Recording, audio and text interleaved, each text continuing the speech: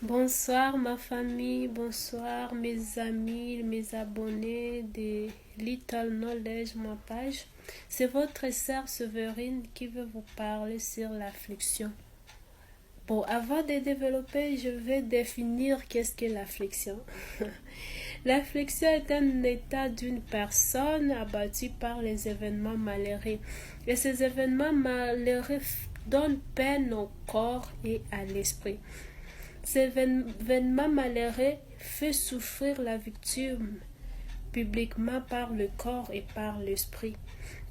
Bon, au fur et à mesure que le déroulement de ces événements commence donc cesse publiquement, ça reste important à l'intérieur de la personne, à l'intérieur de la victime.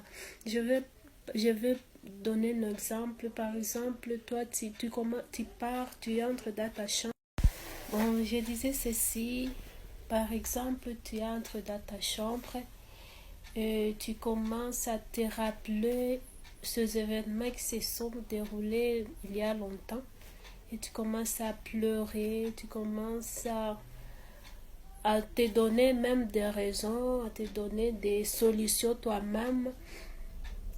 Donc, ces inflexions, ça commence à te faire souffrir dans ton cœur. Et c'est à toi, la personne victime souffrante, que je vais parler ce soir. Tu sais pourquoi il y a la persévérance de ces inflexions dans ta vie? Tu sais pourquoi? Parce que tu glorifies beaucoup, bien plus en ces afflictions. Tu les donnes la première place de la gloire dans ton cœur. Tu sais pourquoi? On va voir ce genre de ces personnes victimes de ces. Je disais que tu commences à te donner des raisons toi-même, tu commences à te donner des solutions toi-même. Et c'est là où tu vas voir des personnes qui traduisent mal ces passages, que vanité, vanité, tout est vanité. Et ils ajoutent, mangeons et buvons car demain nous mourrons. Et ces personnes-là, cette personne-là, tu vois, il pense dans son intelligence qu'aller se droguer, boire l'alcool, donc ça fait faire la prostitution, tous ces genres de choses de péché qu'il fait, ça va diminuer ses pensées, ça va diminuer ces événements dans son intelligence, dans son cœur.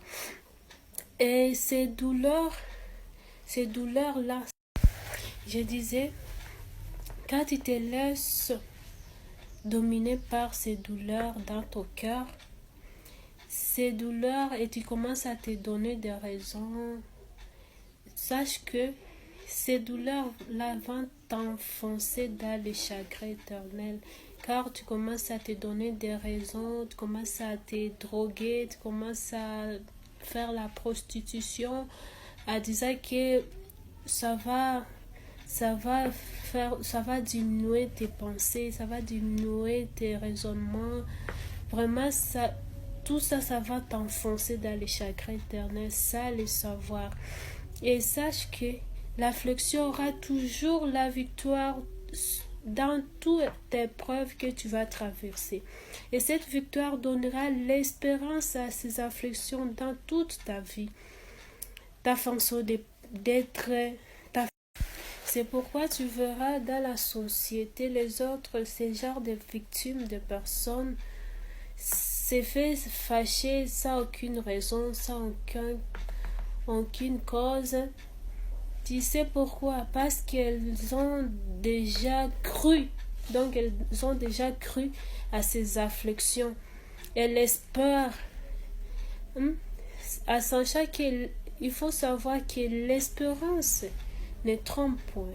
À ces afflictions, quand tu leur donnes l'espérance, elle veut que tu sois, donc cette personne veut que tu sois intentionné. Quand il se fâche comme ça, il veut que tu sois intentionné pour eux, au moment où elle agisse, que tu sois intéressé.